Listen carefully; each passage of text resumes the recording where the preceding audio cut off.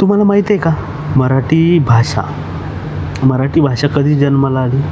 तर 2 ते 2.5 हजार पूर्वी जन्माला आली मराठी भाषा. आणि हिंदी भाषा ही 200 ते 250-300 वर्षाच्या आत जन्माला आली.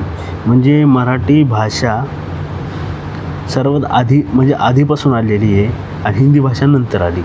तरी आम्हाला म्हणजे उत्तर भारतात हिंदीसोबत मराठी शिकवले जात नाही, पण आमच्यावर हिंदी थोपवत आहेत.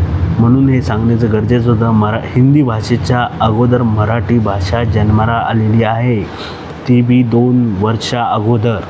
हिंदी भाषा आत्ता मुघलांच्या काळाच्या इंग्रजाच्या काळाच्या याच्या दरम्यानच त्यांना ती हिंदी भाषा जन्माला आली.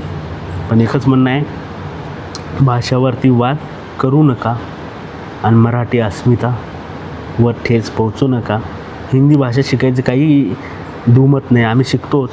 पहिलीपासून 5वीपर्यंत हिंदी भाषा सक्ती करणं ही ज्या लहान लहान मेंदूवरती अजून भार टाकणे तेच म्हणावं लागेल. 5वीपासून हिंदी भाषा महाराष्ट्रात आहे की सक्ती?